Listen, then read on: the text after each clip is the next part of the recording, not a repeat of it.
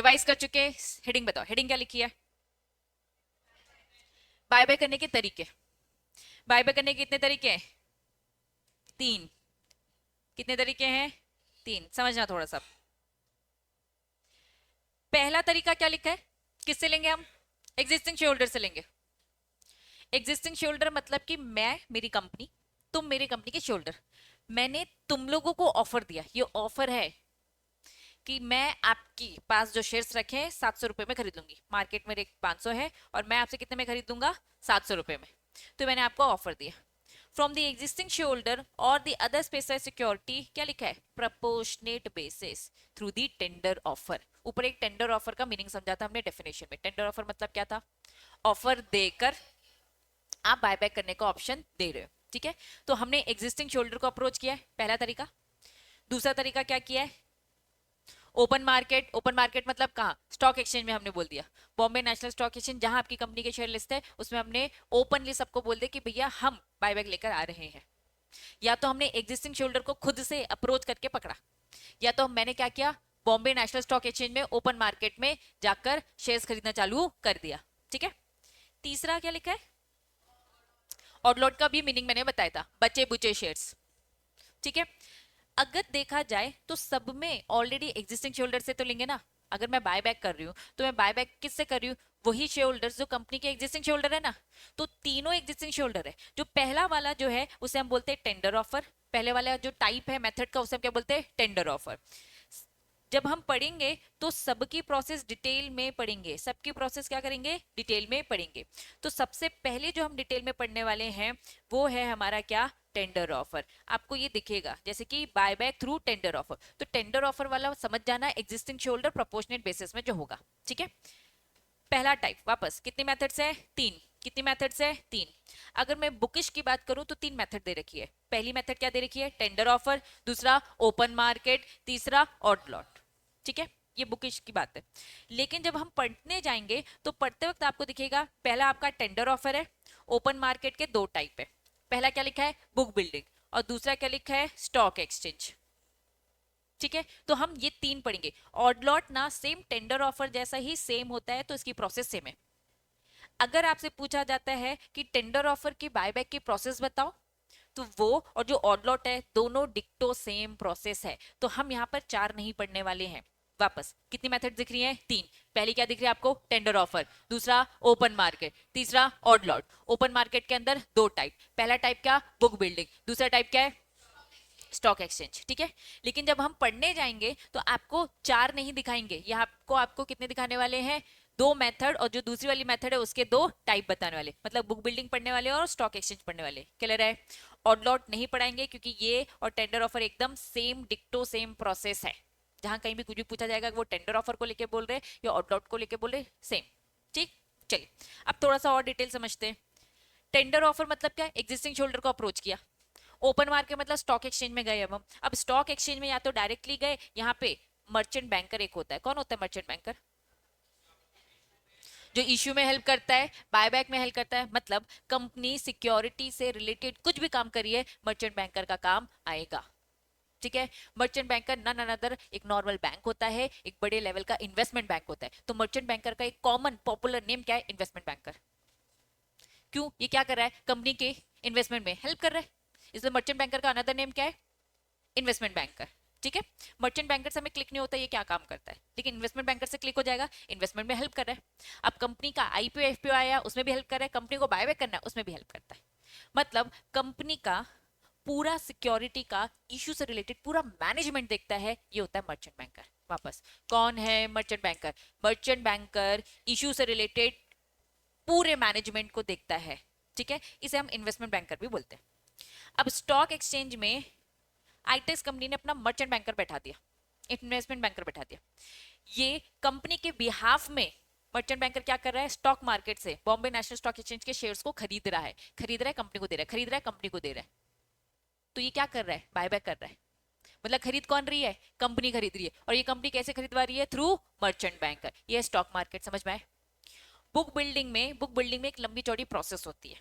Price, for example मेरा एक share है, फॉर एग्जाम्पल मेरा एक शेयर है, शेयर की प्राइस या तो फिक्स होगी, शेयर की प्राइस या तो क्या होगी, फिक्स होगी, या तो फिक्स नहीं होगी, या तो हम क्या बोलेंगे, फ्लैक्चुएटिंग होगी। उस फ्लैक्चुएटिंग को हम बोलते हैं बुक बिल्ड, उस फ्लैक्चुएशन प्राइस को हम क्या बोलते हैं, बुक बिल्ड। मैं श्योर हूं कि मेरी कंपनी का प्राइस 100 रुपए होना चाहिए, या फिर मैं श्योर नहीं हूं कि मेरा प्राइस क्या होना चाहिए, तो मैंने एक रेंज डिसाइड कर दी कि भैया 100 से 120 के बीच में होगा, 100 से 120 के बीच में होगा। तो बुक बिल्डिंग की जो प्रोसेस होती है, इसका एक दूसरा नाम होता है प्राइस डिस्कवरी मेथड। वापस, बुक बिल्डिंग मेथड का नाम क्या है बच्चा, प्राइस डिस्कवरी मेथड। अब बुक बिल्ड से तुम्हें क्लिक नहीं होगा, लेकिन प्राइस डिस्कवरी मेथड से क्लिक हो जाएगा। मेरी प्राइस फिक्स है 100 रुपए, अगर मेरी प्राइस फिक्स नहीं है तो हम दूसरी मेथड की तरफ जाते हैं। वो मेथड क्या होता है, बुक बिल्डिंग प्रोसेस। मैं आपका शेयर 100 से 120 के बीच में खरीदना चाहती हूँ, ठीक है। आप बताइए आप कितने में बेचना चाहते हो, आप क्या चाहोगे, हमेशा ज्यादा में बेचना। तुम बीइंग अ इन्वेस्टर क्या कहोगे, ज्यादा में। और मेरी क्या चाहत होगी, मैं तो कंपनी हूँ, हमेशा कम में खरीदना। तो हमने आपको छोड़ दिया आपके ऊपर, आप 100 से 120 के बीच में अपना अपना इन्विटेशन दे, अपना एक्सेप्टेंस बताए, आप कितने कितने में बेचने जाए। सब बोलेंगे 120, तो भैया 120 में मान जाऊंगी मैं। कट ऑफ डेट डिसाइड होती है, कट ऑफ डेट से फाइनल होता है। कट ऑफ डेट क्या, एक फाइनल प्राइस होगी, उसकी पूरी प्रोसेस में डिटेल में जाएंगे, अभी कोई डाउट पूछने की जरूरत नहीं है। वापस हम पढ़ रहे हैं बायबैक की कितनी मेथड्स हैं, 3। पहला टेंडर ऑफर। टेंडर ऑफर क्या होता है, एग्जिस्टिंग शोल्डर को अप्रोच किया जाता है, प्रोपोर्शनेट बेसिस में बायबैक किया जाएगा। प्रोपोर्शनेट बेसिस मतलब पूरा का पूरा बायबैक नहीं करे, प्रोपोर्शनेट। दूसरा क्या बताया, ओपन एंड। ओपन एंड के अंदर आती है दो चीजें, एक आता है बुक बिल्डिंग प्रोसेस, दूसरा होता है स्टॉक एक्सचेंज। बुक बिल्डिंग में प्राइस डिस्कवर की जाती है, फाइनल प्राइस डिसाइड कर जाती है। और स्टॉक एक्सचेंज में क्या होता है, मर्चेंट बैंकर को बिठा देती है कंपनी और बोलती है तुम स्टॉक मार्केट से, बॉम्बे नेशनल स्टॉक एक्सचेंज से जनता से खरीदो और वापस मुझे ला कर दो। ऑड लॉट क्या होता है, बच्चे बुच्चे जो शेयर्स है उन्हें बस खरीदा जाता है, एग्जिस्टिंग शोल्डर को ही अप्रोच कर कर। क्लियर है क्या, चलिए तो आ जाओ। फिर इसके नीचे क्या लिखा है, नीचे कुछ इंपॉर्टेंट पॉइंट्स लिखे। इन इंपॉर्टेंट पॉइंट्स की अगर मैं बात करूं तो यहाँ पे लिमिट लिखी है। इन्होंने कहा ओपन मार्केट से खरीदने की एक लिमिट है, ओपन मार्केट से खरीदने की एक लिमिट है, वो कितनी है 14%। वो कितनी है 14%। वापस, अगर ओपन मार्केट से बायबैक कर रहे हैं तो ओपन मार्केट से बायबैक करने की लिमिट होती है 14%। अभी तक हमने कंपनीज एक्ट पढ़ा और सेबी के रेगुलेशन भी पढ़ा। मैक्सिमम लिमिट कितनी है बायबैक करने की, मैक्सिमम लिमिट है 25 थ्रू एसआर, बीआर 10%।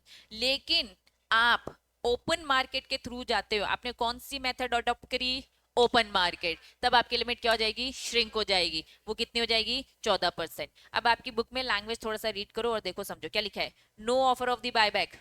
रुक तो जा, लैंग्वेज रीड कर। No offer of buyback, offer नहीं करो बायबैक का, कितना 15% और मोर, मतलब हाँ, मतलब आप 15% के लिए नहीं मांग सकते और 15% से ज्यादा, मतलब 15% से कम कर सकते हैं। एकदम प्रैक्टिकली देखो तो 14.999, ठीक है, मतलब 15 से कम, 15 से कम। बात समझ में आ रही है। तो नो ऑफर ऑफ बायबैक 15% और मोर, किसका, ये परसेंट जो कैलकुलेट किया जाएगा किसका, paid up capital. Paid up capital में इक्विटी एंड प्रेफरेंस दोनों आता है, प्लस फ्री रिजर्व। किसकी बात हो रही है, ओपन मार्केट के रूट के थ्रू, चाहे बुक बिल्डिंग प्रोसेस से जाओ चाहे आप स्टॉक मार्केट से जाओ। मतलब आपकी जो 25% वाली लिमिट थी वो श्रिंक करके कितनी हो जाती है बच्चा, 15 से कम, या फिर मैं बोलूं 14.999। ठीक है, चलो आ जाओ स्टार्ट करें। सोर्सेस बिल्कुल रिपीट है, अभी ऊपर पढ़ा था कंपनीज एक्ट में, अभी कंपनीज एक्ट पढ़ चुके हैं, बायबैक अब हम पढ़ रहे हैं सेबी के। सेबी और कंपनीज एक्ट में चीजें सेम दिख रही हैं। इन्होंने बोला भैया ये भी क्या बोल रहा है, free reserve, security premium account, proceed of different kind of shares. Clear है, सेम रिपीट, पढ़ूं आगे, चलो। Prohibition of buyback important. Buyback में क्या बोलती है बच्चा, बायबैक करना आपको बिल्कुल अलाउड नहीं है, प्रोहिबिटेड है, टोटल मना करके रखा है। आईटेक्स कंपनी बायबैक करना चाहती है तो मैं अपने कंपनी के शेयरहोल्डर को बायबैक के लिए अप्रोच करूंगी। इन्होंने कहा कि आप नहीं करेंगे, सब्सिडी कंपनी के थ्रू। मैंने क्या किया, मैंने क्या किया, ये आईटेक्स कंपनी है, इनकी सब्सिडी है XYZ। बायबैक मतलब क्या, अपनी कंपनी के खुद से शेयर्स खरीद रहे। मैंने क्या बोला, आईटेक्स कंपनी को मैंने पकड़ी अपनी सब्सिडरी को, उसके थ्रू अपने शेयर्स खरीदवा रही हूँ। बात समझ में आ रही है। वापस वापस वापस, हम क्या पढ़ रहे हैं, प्रोहिबिशन। बायबैक में इन्होंने प्रोहिबिशन बोल रखा है, प्रोहिबिटेड बोल रखा है। The company shall not directly indirectly, company directly या indirectly purchase its own share और other specified security through subsidiary company. मैं अगर अपने शेयर्स खरीद रही हूं तो भैया खुद खरीदूंगी ना, क्या सब्सिडरी कंपनी की हेल्प से कर सकती हूँ? नहीं। क्या इन्वेस्टमेंट कंपनी की हेल्प से कर सकती हूँ? नहीं। तो प्रोहिबिटेड है। मैं खुद अपने कंपनी के शेयर होल्डर से शेयर्स बाय बाय करूंगी, सब्सिडरी कंपनी की हेल्प नहीं लूंगी। अपनी इन्वेस्टमेंट कंपनी कौन? जिस कंपनी ने मुझ में इन्वेस्टमेंट कर रखा है, तो मैंने उसको बोला कि भैया तुम मेरे कंपनी के शेयर्स खरीद लो, नहीं। ठीक है, तो ये बायबैक ऐसे नहीं होता, बायबैक थ्रू सब्सिडी नहीं किया जा सकता, बायबैक थ्रू इन्वेस्टमेंट कंपनी नहीं किया जा सकता। क्लियर है? और अगर आपने डिफॉल्ट किया है, किस में डिफॉल्ट कर रखा है, आ जाओ। आपने डिपॉजिट लिया, चुकाया नहीं, आपने लोन का इंटरेस्ट नहीं चुकाया, डिबेंचर का पैसा नहीं चुकाया, प्रेफरेंस शेयर का पैसा नहीं चुकाया, डिविडेंड नहीं चुकाया, कोई भी टर्म लोन लिया था नहीं चुकाया, तो आप डिफॉल्टर हो। तो अगर आप डिफॉल्टर हो तो आपको बायबैक नहीं करने देंगे, प्रोहिबिटेड। ठीक है, डिफॉल्ट किया, डिफॉल्ट को ठीक कर दिया, तो उन्हें कहा कि ठीक है, डिफॉल्ट को ठीक करो पहले और 3 साल का वेट करो। डिफॉल्ट को ठीक करो और कितने साल का? 3 साल का वेट करो। तो इन शॉर्ट आपको डायरेक्टर को सजेशन देना है कि भैया अगर हम डिफॉल्टर हैं तो आप बायबैक नहीं करेंगे। डायरेक्टर बोलेगा अभी सबके सब पैसे मैंने अगर चुका दिए तो आप उनको क्या सजेशन दोगे? पहले तो चुकाओ, चुकाने के बाद से 3 साल का गैप, उसके बाद फिर बायबैक करने दिया जाएगा। समझ में आ रहा है? बायबैक का प्रोहिबिशन समझ में आया? बायबैक आप सब्सिडी कंपनी की हेल्प से नहीं करोगे, इन्वेस्टमेंट कंपनी की हेल्प से नहीं करोगे, और डिफॉल्टर हो तो आप कर ही नहीं सकते। अगर डिफॉल्ट ठीक कर दिया तो ये स्कोप है, लेकिन स्कोप क्या है? 3 साल के बाद। रिपीट लिखो, रिपीट।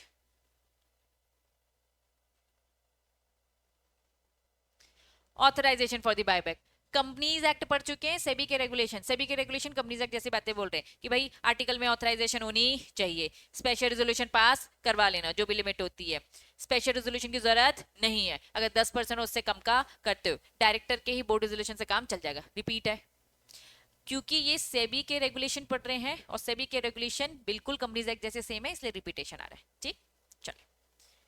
स्पेशल रेजोल्यूशन जब पास हुआ है तो प्लीज उसकी एक कॉपी भाई दे दो। किसको दे दो? सेबी को दे दो, स्टॉक एक्सचेंज को दे दो। कितने दिन के अंदर? 7 दिन के अंदर। जिस दिन एसआर पास हुआ, ठीक है, वहां से 7 दिन के अंदर आपको कॉपी सेंड कर दी है रेजोल्यूशन जो ड्राफ्ट होगा। नेक्स्ट, बोर्ड रेजोल्यूशन की भी कॉपी सेबी को, स्टॉक एक्सचेंज को दे देना। कितने टाइम के अंदर? 2 दिन के अंदर, जब वो पास हुआ। देखो सिचुएशनल है, या तो बोर्ड रेजोल्यूशन पास होगा या तो स्पेशल रेजोल्यूशन। स्पेशल रेजोल्यूशन के लिए कितने दिन है? 7 दिन। बोर्ड रेजोल्यूशन के लिए कितने दिन है? 2 दिन। कहां से? जब भी पास हुआ। कभी भी डेज लिखोगे, कुछ भी लिखोगे, तो प्लीज ये ध्यान रखना, हम पढ़ तो लेते 30 दिन लिखा है, 4 दिन लिखा है, 5 दिन लिखा है, 10 दिन लिखा है, लेकिन कहां से, ये हमेशा याद रखना। ठीक, चलिए। आज रेजोल्यूशन पास हुआ यहाँ, कल और परसों 2 दिन, ठीक है, आज वाला दिन काउंट नहीं होता है। चलिए next, every buy back completed कब हो जाना चाहिए? 1 ईयर के अंदर। फिर से repeat, date of passing the special resolution से देखा जाएगा या फिर बोर्ड रेजोल्यूशन से ये डेट कैलकुलेट। हमने पढ़ा था ना बायबैक का पीरियड कब चालू होता है, ठीक है, तो प्लीज 1 साल का जो ड्यूरेशन है वहां से स्टार्ट हो जाएगा, 1 साल के अंदर खत्म हो जाना चाहिए। कंपनी फाइल, कंपनी ये बात आरओसी तक भी तो पहुंचाएगी, ठीक है, किसको पहुंचाएगी? आरओसी। आरओसी बोले तो रजिस्ट्रार ऑफ कंपनी, और किसको बता देगी? सेबी को भी बताएगी। रिटर्न फाइल करनी पड़ेगी कितने दिन के अंदर? 30 डेज के अंदर। आरओसी को, सेबी को एक रिटर्न फाइल कर कर इन्फॉर्म करो कि हाँ हमारी कंपनी ने इतना इतना बायबैक कर लिया है, ठीक है, इतना इतना बायबैक का डिसाइड कर रखा है, ठीक है। हाँ हाँ, आरओसी, कंपनीज एक्ट, कंपनीज देखो लिस्टेड कंपनी को तो दोनों फॉलो करना है, कंपनीज एक्ट भी और सेबी भी, और कंपनीज एक्ट बोलता है भैया आरओसी। हाँ, ठीक है। चलिए, अगर आपने बायबैक किया, कहां से किया? Open market. लिमिट कितनी थी ओपन मार्केट? 15 से कम। ज्यादा सही तरीका क्या है? 15 से कम, क्योंकि 14 बोलेंगे तो फिर वो बीच का भी लैप हो जा रहा है ना, तो 14.99, 15 या 15 से कम बस बोलो, ठीक है। चलो, अगर बाय बाय किया आपने ओपन मार्केट, स्टॉक एक्सचेंज या बुक बिल्ड, 2 टाइप थे इसके अंदर, ठीक है, तो resolution of the board of director shell specify, क्या स्पेसिफाई करना? क्या आपकी प्राइस है, क्या आपकी मैक्सिमम प्राइस है, ठीक है, वेयर जिसमें बायबैक शेल बी मेड। अब क्यों ऐसा बोला? देखो बुक बिल्डिंग है, बुक बिल्डिंग में एक रेंज है। मैंने एग्जांपल में अभी आपको क्या बताया था बुक बिल्डिंग में, कि मैं 100 से 120 में खरीदूंगी, तो मैक्सिमम प्राइस क्या? 120। स्टॉक मार्केट में किसको बैठा दिया था? एक मर्चेंट बैंकर था, मर्चेंट बैंकर मार्केट से धीरे धीरे खरीदा, तो क्या मैक्सिमम प्राइस में वो खरीदेगा? तो ये आप प्लीज रेजोल्यूशन पास करते वक्त पहले ही बता दीजिए, ठीक है। चलिए, no insider deal. Insider trading कुछ याद है? क्या होता है इनसाइडर ट्रेडिंग, बताओ। अंदर की बातें पब्लिश नहीं करना, ठीक है। अंदर की बात, इंफॉर्मेशन आपको पता है, तो क्या मैं इसे अनपब्लिश बोल सकती हूँ? अनपब्लिश प्राइस सेंसिटिव इंफॉर्मेशन, अंदर की वो इंफॉर्मेशन जो प्राइस को हिला सकती है, जो प्राइस में चेंजेस लेकर आ सकती है। तो unpublish price sensitive information relating to buyback, please अंदर के लोगों, आपको अनपब्लिश प्राइस सेंसिटिव, अंदर हो, वेरी गुड, है ना अंदर के लोगों अंदर हो, आपको इंफॉर्मेशन बाहर नहीं निकालनी है, ठीक है, क्योंकि इसे इनसाइडर ट्रेडिंग फिर बोला जाएगा, फिर उसके रूल्स रेगुलेशन है। एक्सप्लेनेटरी स्टेटमेंट क्या समझते हो भाई? नोटिस के साथ जो एक्सप्लेनेटरी स्टेटमेंट लगता है, जिसमें हम एक्सप्लेन करते हैं कि आओ मीटिंग में हम एसआर पास करने वाले हैं, और इससे रिलेटेड सारे डिस्कशन जो होने वाले हम पहले आपको इन्फॉर्मेशन दे दे। तो एक्सप्लेनेटरी स्टेटमेंट में लिखा होना चाहिए फुल कंप्लीट डिस्क्लोजर, सारी इंपॉर्टेंट बातें। क्यों बायबैक कर रहे हो बताओ। Class of shares purchase under the buyback, बताओ कौन से शेयर्स को टारगेट कर रहे हो, किसे खरीदने का प्लान कर रहे हो, बता दो।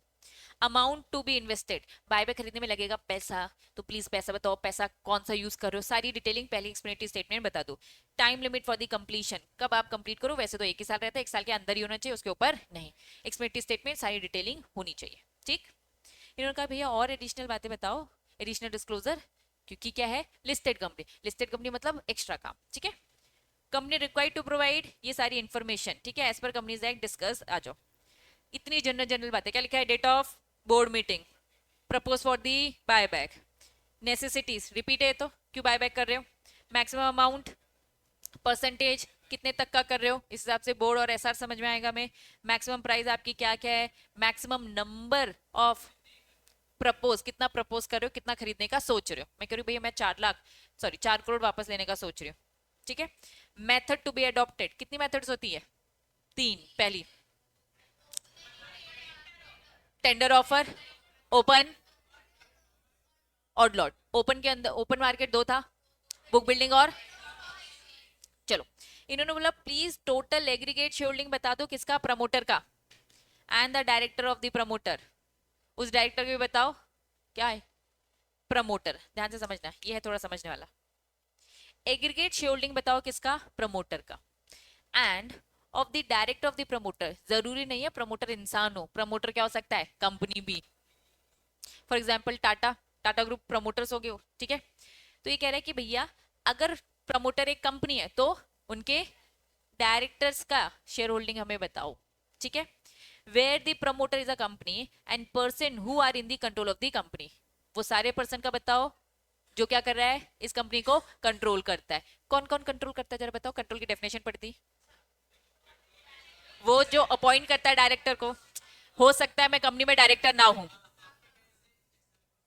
Very good, policy decision, majority share holding, और चलो date of the general meeting जो होगी उसके सामने शेयर होल्डिंग रख दो प्रमोटर की, और अगर कंपनी है तो कंपनी के डायरेक्टर और जो भी कंट्रोल करता है उन सब के बारे में डिस्क्रिप्शन चाहिए हमें। Aggregate number of the shares, कितना परचेज किया, ठीक है, कितना सोल्ड किया, any person including, including person mention in A point में किसको मेंशन किया, अभी प्रमोटर को पढ़ा, और अगर प्रमोटर कंपनी तो उसका जो भी डायरेक्टर था। इन्होंने कहा कि भाई किसी भी पर्सन ने, किसी भी पर्सन ने कितना खरीदा बेचा, ये जो कंपनी का बायबैक आने वाला है हम नजर रखना चाहते हैं कि किसी ने, जो प्रमोटर डायरेक्टर भी हमने पढ़ा वो भी, और इसके अलावा कोई भी इंसान ने क्या हमारी कंपनी के शेयर्स खरीदे बेचे, कब, period of 6 months preceding the date of board meeting, या फिर जनरल मीटिंग, जब भी board meeting at which the buyback was approved till the date of the notice of convening the board meeting। ये क्या बोल रहे हैं, बता रही क्या लिखा है, प्रिसीडिंग, प्रिसीडिंग बोर्ड मीटिंग की जो डेट है, the date of the board meeting at which, इस बोर्ड मीटिंग में क्या हुआ था, बायबैक को अप्रूव किया जा गया था, और date of the notice decide की गई थी कि भैया हम जनरल मीटिंग कब करने वाले, मतलब आज एक बोर्ड मीटिंग हुई है, इस बोर्ड मीटिंग में डिस्कशन क्या क्या हुआ है, आज हमने डिसाइड किया बायबैक की अप्रूवल दी है, बोर्ड रेजोल्यूशन, और इसी मीटिंग में डिसाइड होता है कि भैया कब जनरल मीटिंग होगी, कब हम नोटिस वगैरह बनाकर सेंड करेंगे। ये बात समझ में आई। अब इस मीटिंग के 6 महीने पहले किसी ने खरीदा, हाँ इस बोर्ड मीटिंग की 6 महीने पहले, अभी क्या चल रहा है, फेब चल रहा है, 6 महीने पहले मतलब जनवरी, दिसंबर, और जाओ ना, नवंबर, अक्टूबर, सितंबर, और इन 6 महीने में क्या किया है बच्चा? किसी ने भी हमारी कंपनी के शेयर्स खरीदे बेचे हैं क्या? कितने खरीदे बेचे, एग्रीगेट पूरा का पूरा बताओ। हम पढ़ रहे एडिशनल डिस्क्लोजर। एडिशनल डिस्क्लोजर में उन्होंने बोला ये सारी बातें भी बतानी पड़ेगी। कौन है जो हमारी कंपनी के इस ड्यूरेशन में, हो सकता है ये कुछ बातें चल रही होगी बायबैक से रिलेटेड इस कंपनी की, और कुछ हवा फैली, मतलब एक तरीके से इनसाइडर ट्रेडिंग एंड ऑल, ये सब तो नहीं है। मैक्सिमम मिनिमम प्राइस, कितने में खरीदा बेचा, जो ये अभी बी पॉइंट पे हमने पढ़ा, जो वो खरीदा बेचा है इसकी प्राइसिंग भी हमें बताइए, मैक्सिमम कितना गया और मिनिमम कितना गया। इंटेंशन ऑफ द प्रमोटर और person in control of the company, हमें किसका इंटेंशन बताओ? प्रमोटर का इंटेंशन बताओ। बायबैक करने के पीछे उसका इंटेंशन क्या है, या फिर उसका इंटेंशन बताओ जो क्या है, कंपनी को कंट्रोल कर रहा है। कंफर्मेशन बताओ कि भैया कोई डिफॉल्ट नहीं किया है, बायबैक करने जा रहे हो, क्योंकि हमने अभी पढ़ा बायबैक तो प्रोहिबिटेड है अगर डिफॉल्ट किया, लोन लिया दिया नहीं, डिबेंचर लौटाए नहीं, ठीक है। कंफर्मेशन देगा बोर्ड ऑफ डायरेक्टर कि उसने पूरी इंक्वायरी कर ली है, कंपनी एकदम सही है, no grounds found. Director confirmation देगा कि भैया हमारे पास प्रॉपर पैसे हैं, तभी तो हम बायबैक कर रहे हैं। मतलब ऐसी कोई सिचुएशन नहीं है कि हम डेट उधारी नहीं पे कर सकते, पैसे हैं तभी तो बायबैक कर रहे हैं। ये मुझे बोर्ड ऑफ डायरेक्टर का ऐसे ठप्पा लगकर कंफर्मेशन डिक्लेरेशन सर्टिफिकेट चाहिए। Next, company able to meet the liability not insolvent within the, आने वाले इस 1 साल में हम इंसॉल्वेंट नहीं होंगे, अच्छी खासी हमारी पोजीशन है, हम साउंड है, हम सॉल्वेंट है। बात समझ में आ रही है? ये डायरेक्टर लिख के दे रहा है। देखो ये 10 पॉइंट चल रहा है, 10 पॉइंट का पहला पॉइंट क्या बोलता है कि हम डेट पे कर सकते हैं। सेकंड पॉइंट क्या बोल रहा है? हम एकदम सॉल्वेंट है, आने वाले 1 साल में इंसॉल्वेंट की सिचुएशन नहीं है। सी पॉइंट बोलता है कंपनी अगर इनकेस वाइंड अप होती है तो डायरेक्टर लाइबल रहेगा। डायरेक्टर खुद कह रहा है भैया ऐसी कोई सिचुएशन नहीं है, लेकिन स्टिल अगर कुछ होती है अनसर्टेनिटी तो मैं उसके लिए लाइबल रहूंगा। समझ में आए? तो ये डायरेक्टर कंफर्मेशन देगा, तब जाके ये सब आगे बढ़ेंगे हम। रिपोर्ट, अब देखो डायरेक्टर को ना बायबैक किसी भी हालत में करना है तो वो सारी बातें लिखकर तो दे देगा, उसे थोड़ा ना किसी का डर है, तो साथ में लगेगा क्या? ऑडिटर का डिक्लेरेशन। डायरेक्टर बोला हाँ सब सही है, ऑडिटर भी एक बार चेक कर ले कि डायरेक्टर जितनी बातें कर रहा है वो सब सही है कि नहीं। तो ऑडिटर इंक्वायरी करेगा और बोलेगा हाँ कंपनी के अफेयर्स एकदम बढ़िया है, अमाउंट परमिसिबल कैपिटल पेमेंट, अच्छा कैसा पैसा है इनके पास इतना जिससे वो बायबैक कर रहे हैं। और बोर्ड ऑफ डायरेक्टर ने जितनी बड़ी बड़ी बातें करी है कि आने वाले 1 साल में हम इंसॉल्वेंट नहीं होने वाले, ये भी एकदम सही बोली है डायरेक्टर ने। ये ऑडिटर अपना स्टैंप मार के ठप्पा लगाकर एक डिक्लेरेशन देगा। समझ में आ रहा है क्या? ऑडिट करेगा इन सारी चीजों का। पढ़ा क्या हमने? एडिशनल डिस्क्लोजर पहले क्या बोलता है? बोर्ड मीटिंग नेसेसरी, इधर उधर की बातें उन्होंने बताई, इंपॉर्टेंट यहां से आया। आपको और क्या बताना चाहिए? प्रमोटर का कितना है शेयर होल्डिंग बता दो, और साथ में प्रमोटर का कंपनी है तो उनके डायरेक्टर्स का कितना है, जो कंट्रोल कर रहे हैं उनका कितना है बता दो। साथ में आपको क्या बताना पड़ेगा? इन आने वाले 6 महीने, 6 महीने का यहाँ से जिस दिन बोर्ड मीटिंग में डिसाइड हुआ कि हमें बायबैक करना है उससे 6 महीने पहले में कितना खरीदा बेचा गया, कितना मिनिमम अमाउंट था, कितना मैक्सिमम था, सब आपको डिस्क्लोज करना पड़ेगा। ठीक है।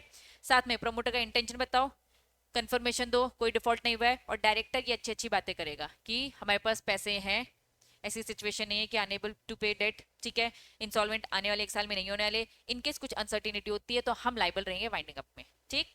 साथ में ऑडिटर भी कंफर्मेशन देगा। क्लियर है? ये सब थी जनरल बातें। अब आ जाओ वेरी वेरी वेरी इंपॉर्टेंट बात। क्या लिखा है बच्चा? Buyback process. मेथड का नाम बता दो जल्दी जल्दी। चलिए, अब आपको यहाँ पे बायबैक की प्रोसेस दिख रही है। ये जो बायबैक की प्रोसेस है बिल्कुल हवा में उन्होंने बताई है, कोई डिटेलिंग नहीं बताई है। फिर उन्होंने बहुत सारी डिटेलिंग बताई है, ठीक है, तो उस डिटेलिंग में भी नहीं जाएंगे, थोड़ा बीच का रास्ता निकालते। आ जाओ थोड़ा सा बीच का रास्ता। मैं अब आपको बायबैक की प्रोसेस सिखाने जा रही हूँ, ठीक है। बायबैक की जो प्रोसेस है वो कौन सी वाली प्रोसेस है? 3 मेथड है। पहला मेथड क्या था? Tender offer. बायबैक कर रहे हैं from the existing security holder, इसका मतलब क्या? Through tender offer. तो प्लीज आ जाओ पहले प्रोसेस। सबसे पहले हम क्या करेंगे? सबसे पहला काम क्या है आपका? मीटिंग करवाना। या तो बोर्ड मीटिंग कराओगे या तो जनरल मीटिंग कराओगे, बीआर पास कराओगे या फिर एसआर पास कराओगे। पहली फुर्सत में ये काम करोगे। पास हो गया, पास हो गया। इन्होंने कहा कि वहां से 2 वर्किंग डेज, वर्किंग डेज मतलब क्या होता है? संडे वाला दिन नहीं, मतलब पब्लिक हॉलीडे हटा दो, है ना, छुट्टी उट्टी हटा दो। 2 दिन के अंदर, जिस दिन मीटिंग हुई, आज मीटिंग हुई, वहां से कितने दिन के अंदर? 2 दिन के। तो आज छोड़ो, आज तो गिनते नहीं है, कल और परसों, इन 2 दिन के अंदर क्या हो जाना चाहिए, कंपनी शेल मेक, क्या लिखा है, company shell make public announcement, समझो। जिस दिन बोर्ड रेजोल्यूशन पास हुआ या फिर स्पेशल रेजोल्यूशन पास हुआ, वहां से 2 दिन के अंदर पब्लिक अनाउंसमेंट करना। पब्लिक अनाउंसमेंट किसमें करना, न्यूज़पेपर में छपवा देना। क्या छपवा देना, कि हमारी कंपनी बायबैक करने का प्लान कर रही है, क्योंकि अभी तो बोर्ड मीटिंग हुई ना, बोर्ड रेजोल्यूशन पास हुआ, हम बायबैक करना चाहते हैं, ये सबको फैला दो, सब तक ये इन्फॉर्मेशन पहुंचा दो। तो इसके लिए हम क्या बोलते हैं, पब्लिक अनाउंसमेंट। तो बोर्ड रेजोल्यूशन से आपको 2 दिन के अंदर, 2 वर्किंग डेज के अंदर क्या करना है, पब्लिक अनाउंसमेंट। ठीक है, पब्लिक अनाउंसमेंट मतलब न्यूज़पेपर में डालना है। एक इंग्लिश न्यूज़पेपर, नेशनल डेली मतलब जो पूरी इंडिया में सर्कुलेट होता हो, एक हिंदी दैनिक भास्कर दे देना भाई, ठीक है। एक रीजनल लैंग्वेज, रीजनल लैंग्वेज मतलब नेटिव लैंग्वेज, उस जगह पर यूज होने वाली जो लैंग्वेज, कौन सी जगह की बात हो रही है, जहां पे कंपनी का क्या होगा, रजिस्टर्ड ऑफिस। बात समझ में आ रही है, आईटेक्स कंपनी, यहाँ हमारा रजिस्टर्ड ऑफिस, आईटेक्स कंपनी यहाँ पे हमारा क्या है, रजिस्टर्ड ऑफिस है। यहाँ क्या लैंग्वेज चलती है, क्या कोई स्पेसिफिक लैंग्वेज चलती है, नहीं, हिंदी ही चलती है। मैं कह रही हूँ महाराष्ट्र में चला जाओ, मराठी चलती है, ठीक है, बंगाल में चला जाओ, बंगाली चलती है, ठीक है। तो जो भी वर्नाकुलर नेटिव जो भी, उसको रीजनल लैंग्वेज भी बोल सकते हैं। तो 3 न्यूज़पेपर में ऐड डलवाने का, हिंदी, इंग्लिश और रीजनल लैंग्वेज। रीजनल लैंग्वेज से मतलब जहां आपकी कंपनी का रजिस्टर्ड ऑफिस है वो देखा जाएगा। ठीक, चलो। जो ये कॉपी है इस पब्लिक अनाउंसमेंट की, जो न्यूज़पेपर में जो डाला है ना, इसकी जो कॉपी है, ऑल्सो सबमिट किसको, सेबी को, simultaneously through a merchant banker. हमारे सारे काम कंपनी के कौन कर रहा है, मर्चेंट बैंकर ही कर रहा है, याद रखना। जहां कहीं भी लिखा है कंपनी, तो कंपनी का मतलब ये कंपनी मर्चेंट बैंकर को पकड़ा देता है, और मर्चेंट बैंकर आगे चल के वो काम करता है। समझ में आया, समझ में आया। चलो, जैसे board resolution special resolution pass है, वहां से 2 दिन के अंदर क्या करना है, पब्लिक अनाउंसमेंट। ठीक है, न्यूज़पेपर में ऐड डलवाना है, वो 3 न्यूज़पेपर, और प्लस इसी की कॉपी तुरंत साइमल्टेनियसली मतलब इसी 2 दिन के अंदर सभी तक भी इसकी कॉपी पहुंच जानी चाहिए। सेबी देखेगा भैया न्यूज़पेपर में जो आपने चीजें छापी है ना, वो सही है कि नहीं, कुछ इधर उधर धोखेबाजी तो नहीं करे। दूसरा, कंपनी शेल कितने दिन के अंदर, 5 वर्किंग डेज, कितने दिन के अंदर, 5 दिन के अंदर। कहां से, पब्लिक अनाउंसमेंट, आज मीटिंग हुई, यहां से 2 दिन के अंदर न्यूज़पेपर में डाला, न्यूज़पेपर में डल गया, ठीक है, 2 दिन, वहां से फिर 5 दिन, टोटल 7 दिन हो गए। ठीक है, 5 working days of the public announcement file SEBI के पास जाना, सेबी के पास लेकर जाना, क्या लेकर जाना, ड्राफ्ट लेटर ऑफ ऑफर। हम बायबैक जब करते हैं तो इनको एक ऑफर दिया जाता है, समझो समझो समझो।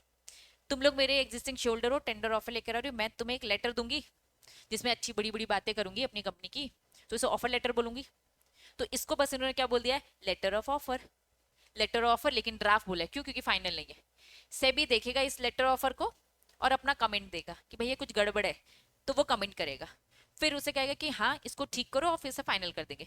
तो जब तक सेबी ने हरी झंडी नहीं दी है तो उसे हम ड्राफ्ट बोलते हैं, ड्राफ्ट लेटर ऑफ ऑफर। ठीक है, तो अब हम 5 दिन के अंदर सेबी के पास जाएंगे। पहले क्या करेंगे, सबसे पहला काम क्या है, पब्लिक अनाउंसमेंट करना। फिर यहाँ से 5 दिन के अंदर क्या करना है, ड्राफ्ट लेटर ऑफर सेबी के पास, मर्चेंट बैंकर ही लेकर जा रहा है। कौन लेकर जा रहा है, मर्चेंट बैंकर ही लेकर जा रहा है, कंपनी नहीं जा रही, कंपनी का मर्चेंट बैंकर लेकर जा रहा है। ठीक है, क्या लेकर जा रहा है, ड्राफ्ट लेटर ऑफर और एक डिक्लेरेशन, जिसमें अभी वो डायरेक्टर बड़ी बड़ी बातें कर रहा था ना, मैं सॉल्वेंट हूँ, तो भैया एक डिक्लेरेशन आएगा बोर्ड ऑफ डायरेक्टर के द्वारा कि हम एकदम सॉल्वेंट है, पैसे की कोई कमी नहीं, आगे आने वाले 1 साल तक हम बिल्कुल इंसॉल्वेंट नहीं होने वाले, और साथ में भैया पैसे तो लेकर ही जाना, नहीं तो वो भगा देगा। ठीक है, चलो मीटिंग होगी, 2 दिन के अंदर क्या करना है, पब्लिक अनाउंसमेंट, न्यूज़पेपर और इसकी एक कॉपी सभी को भी देना है, याद रखना।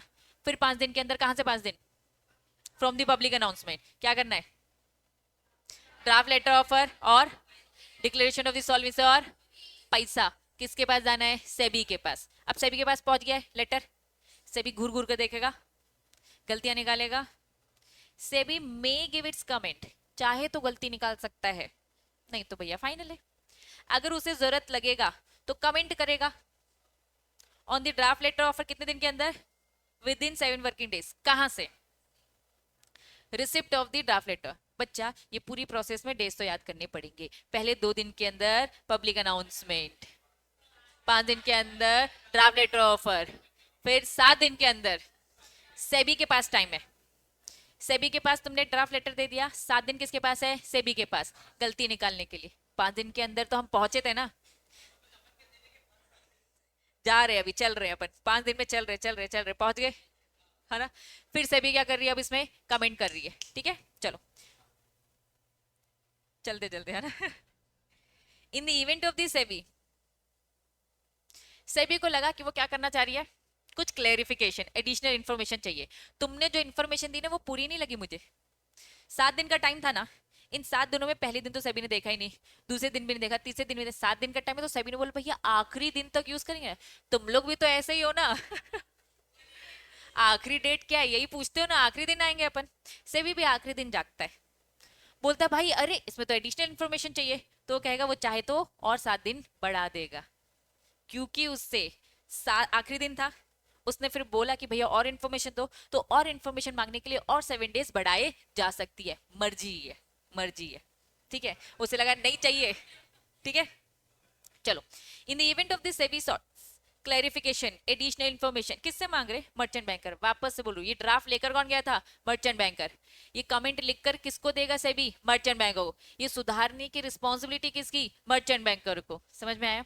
तो मर्चेंट बैंकर से एडिशनल इन्फॉर्मेशन मांगी जाएगी बायबैक के ऑफर के regard. The period of the issue of the comment shall be extended, वो जो कमेंट वाला जो ड्यूरेशन था 7 दिन, उसे और एक्सटेंड कर दिया जाएगा। कितना एक्सटेंड कर दिया जाएगा, और ठीक है, to the 7th working day. उन्होंने क्या बोल दिया, 7th वर्किंग डे से बढ़ा दिया जाएगा। सेबी की मर्जी, कभी भी बढ़ा सकता है, कितना भी, जितनी रिक्वायरमेंट हो। 7th वर्किंग डे है, वापस वापस वापस 7 दिन था, 7वें दिन से वो बढ़ा सकता है, वो ये कहना चाह रहे। 8 9 10 11 12 जितना दिन करना है कर लो, ठीक है। From the date of the receipt of the satisfactory reply, जब तक उसे क्या ना मिल जाए, एडिशनल इंफॉर्मेशन का सेटिस्फैक्ट्री रिप्लाई ना मिल जाए, वो उसकी मर्जी है। सेबी स्पेसिफाई एनी चेंजेस, वही कमेंट सेबी ने स्पेसिफाई, भैया कुछ गड़बड़ है से ठीक करो। The merchant banker to the buyback offer and the company carry out the changes. Merchant banker draft वापस लेके आएगा, कंपनी बोला ये चेंजेस बोले भैया कर दो, तो मर्चेंट बैंकर और कंपनी की रिस्पॉन्सिबिलिटी जो चेंजेस बोले गए हैं सेबी ने उस ड्राफ्ट में उसे ठीक करके देने का, before it is dispatch to the shareholder. अभी तक शेयरहोल्डर के पास गया नहीं है, हम कहीं और ही घूम रहे, अभी चल क्या रहा है बच्चा वापस। आज मीटिंग हुई, बोर्ड मीटिंग हुई कि भाई हमें क्या करना है, बायबैक करना है। अगर लगा कि 20% का करना है तो अब क्या करना पड़ेगा, जनरल मीटिंग भी करना पड़ेगा, ठीक है। Board meeting, general meeting, what जो भी हुआ, वहां से 2 दिन के अंदर क्या करना है, पब्लिक अनाउंसमेंट। ये पब्लिक अनाउंसमेंट कहाँ करना है, न्यूज़पेपर में, हिंदी, इंग्लिश, वर्नाकुलर। और साथ में एक और बात है, इसकी एक कॉपी सेबी 2 दिन के अंदर सेबी को भी देना है। अब दे दिया, पब्लिक अनाउंसमेंट हो गया, काम खत्म। सीएस का काम खत्म नहीं हुआ है, तुमको याद दिलाना है 5 दिन के अंदर क्या करना है, मर्चेंट बैंकर के हाथ में पकड़ा देना है ड्राफ्ट, जा भाग यहाँ पर, कहाँ जा, सभी के पास जा। क्या क्या दे दोगे उसके हाथ में, ड्राफ्ट लेटर ऑफर, डायरेक्टर का इंसॉल्वेंसी वाला ऑफिस, ठीक है। अब मर्चेंट बैंकर लेके पहुंच गया वहां, सेबी के पास कितने दिन है, 7 दिन। सेबी चेक करेगा, लेकिन सेबी चाहे तो एडिशनल इन्फॉर्मेशन के 7वें दिन से और बढ़ा सकता है, जितना बढ़ाए उसकी मर्जी, ठीक है। और वो कुछ चेंजेस कहता है तो मर्चेंट बैंकर और कंपनी की रिस्पॉन्सिबिलिटी वो चेंजेस डिस्पैच करने से पहले ठीक कर लेना, फिर करना, क्योंकि हम चाहते हैं कि जो हमने चेंजेस बोला है ना वही लेटर ऑफर शेयर होल्डर्स के पास जाए। समझ में आया, पक्का। चलो, द कंपनी विल अनाउंस, ये रिकॉर्ड डेट ना कुछ सुना सुना सा लग रहा है, क्या होता है रिकॉर्ड डेट, वेरी गुड। भाई किस मेंबर को कहना है, किसको कहना है, किसके पास बायबैक, हम बायबैक करने जा रहे हैं, हम कह रहे हैं वापस लेंगे, तो भाई इतने फ्लक्चुएशंस है तो एक रिकॉर्ड डेट फाइनल की जाएगी। इस रिकॉर्ड डेट में देखा जाएगा कौन कौन हमारी कंपनी का मेंबर है, शेयर होल्डर है, उसको लेटर जाएगा। तो company will announce the record date और the proposed security holder who are eligible to participate in the proposed buyback offer, ठीक है। तो प्लीज रिकॉर्ड डेट फाइनल कर देना, आ जाइए। जो लेटर ऑफ ऑफर है, जो क्या है आपका letter of offer, along with the tender form. इस प्रोसेस कौन सी मेथड पढ़ रहे हैं, टेंडर फॉर्म। इन्होंने कहा लेटर ऑफर के साथ जाता है एक फॉर्म।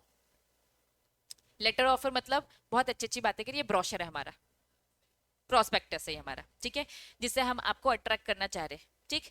तो ये लेटर ऑफर के साथ जाएगा एक फॉर्म, जिस फॉर्म का नाम क्या है, टेंडर फॉर्म। टेंडर का मतलब होता है ऑफर, टेंडर का मतलब ऑफर ही होता है। टेंडर फॉर्म अटैच किया जाएगा, आपके पास आएगा, ब्रोशर आप साइड में रखोगे और फॉर्म भरकर रिप्लाई करोगे कि हाँ हम तैयार है अपना शेयर्स बेचने के लिए। बात समझ में आ गई। तो 2 डॉक्यूमेंट हो गए, एक क्या हो गया, लेटर। ड्राफ्ट क्यों नहीं लिखा है इसके आगे, क्योंकि फाइनल हो चुका है। क्यों फाइनल हो चुका है, सेबी ने हरी झंडी दे दी थी, कमेंट देने के बाद बोला ठीक करो, ये फाइनल है, ठीक है। तो टेंडर फॉर्म और लेटर ऑफर दोनों को ऐसे अटैच करो और शेयर होल्डर के पास पहुंचा दो। Shall be dispatch to the security holder, कितने दिन के अंदर, 5 दिन। कहां से, from the receipt of the communication of comment from the SEBI. SEBI ने जिस दिन कमेंट करके बताया अब उसके 5 दिन के अंदर डिस्पैच हो जाना चाहिए, मतलब इसी में आपको ठीक भी करना है और तुरंत डिस्पैच भी कर देना है। बात समझ आए? क्योंकि उन्होंने बोला, बता रही, receipt of the communication of the comment, SEBI के जिस दिन कमेंट आए, कौन सा कमेंट आया चेंजेस करने का, तो उसने बस बताया है यहां से 5 दिन के अंदर, मतलब इन 5 दिन में मुझे क्या करना है, कमेंट ठीक भी करना है और शेल्डो को भेज भी देना है, तो डिस्पैच हो जाना चाहिए। चलो पहले हमने 2 दिन की कहानी पढ़ी, फिर हमने 5 दिन की कहानी पढ़ी, फिर 7 दिन की पढ़ी, और फिर 5 दिन की। याद रखना, भी पूछूंगी। हाँ, इस 5 दिन में क्या किया, डिस्पैच किया। पहले वाले 2 दिन में क्या किया, पब्लिक अनाउंसमेंट। 5 दिन में फिर क्या किया था, फाइल करना था ड्राफ्ट ऑफर, ठीक है। फिर 7 दिन में सेबी के पास टाइम है कमेंट करने का, वो चाहे तो बढ़ा भी सकता है। फिर ये 5 दिन के अंदर फटाफट क्या करना है, डिस्पैच करना है, ठीक है। 2, 5, 7, 5। चलो और आगे बढ़ता जाएगा, रुका नहीं है, कहानी नहीं रुकेगी। तभी तो बोला 1 साल के अंदर कर लेना, 1 साल की लिमिट है ना, इसीलिए ये 1 साल है ना। चलो चलो चलो चलो, अरे भाई रुक तो जा, अभी तो 1 महीना भी नहीं हुआ, अभी तो 1 महीना भी नहीं हुआ, 1 साल दे रखा है। बेचारी हमारी बच्ची परेशान हो गई, ये इंस्टीट्यूट भी ना। चलो आ जाओ। Letter of letter of offer में डिस्पैच क्या लिखा है भाई, इलेक्ट्रॉनिक मोड भी तो ले लो। किस जमाने में रह रहे हो, कहाँ फिजिकल में जा रहे हो, इलेक्ट्रॉनिक मोड, ठीक है। फिर ये नाटक नहीं होगा, जल्दी हो जाएगा पलक, है ना। चलो, लेटर ऑफर चाहे तो, लेटर ऑफर कौन दे रहा है पहले बताओ, कंपनी दे रही, किसको दे रही है, कौन से शेयर होल्डर, जो रिकॉर्ड डेट में शेयर होल्डर होंगे, ठीक है। चलो, कंपनी चाहे तो इलेक्ट्रॉनिक मोड भी यूज कर सकती है। If share holders to whom electronic letter of is serve, उस नलायक ने मांग लिया तो भाई देना पड़ेगा, वो तो भगवान है। The same shall be provided. बात समझ में आ गई। स्पेशल नोट, रुकना रुकना, अभी रिकॉर्ड डेट की कहानियां बहुत होती है, ठीक है। Eligible share holder, eligible share holder मतलब रिकॉर्ड डेट में जिसका नाम लिखा था, उस एलिजिबल शेयर होल्डर को ना रिसीव नहीं हुआ। हमने लेटर ऑफ ऑफर सबको दिया, मान लो कुछ गलती हो गई, उस तक नहीं पहुंच पाया, अगर नहीं रिसीव हुआ लेटर ऑफर, तो भी वो पार्टिसिपेट कर सकता है। भाई उसको तो ऑफर आए, उसको पता कैसे चलेगा। वेरी गुड, वो पब्लिक अनाउंसमेंट न्यूज़पेपर करवाया था ना भाई। अगर आप न्यूज़पेपर में एक्टिव नहीं हो ना, तो हम आपका कुछ नहीं कर सकते। हम आपको पहुंचाना चाह रहे हैं, मान लो कुछ भी अनसर्टेनिटी, जो भी रीजन है जिस कारण से आप तक नहीं पहुंचा, तब भी आप पार्टिसिपेट कर सकते हो, बस आपको पता होना चाहिए, ठीक है। थ्रू न्यूज़पेपर, न्यूज़पेपर में सारी चीजें लिखी होंगी डिटेलिंग, क्योंकि न्यूज़पेपर में हमने सभी को भी कॉपी दिया था ना कि भैया सारी बातें है कि नहीं।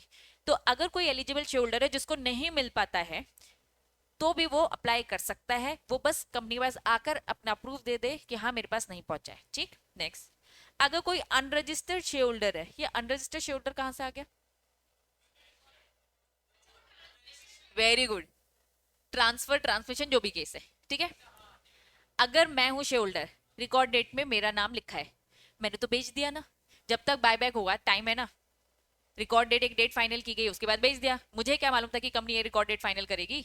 मैं तो आपस में खरीदना बेचना कर रही हूँ, मैंने आस्था को ये शेयर्स बेच दिए। अब रजिस्टर में मेरा नाम लिखा है, ऑफर किसको मिला होगा, मुझे, मेरे एड्रेस में आया होगा। लेकिन भैया अनरजिस्टर्ड को पता चल गया through newspaper, public announcement, newspaper से पता चल गया।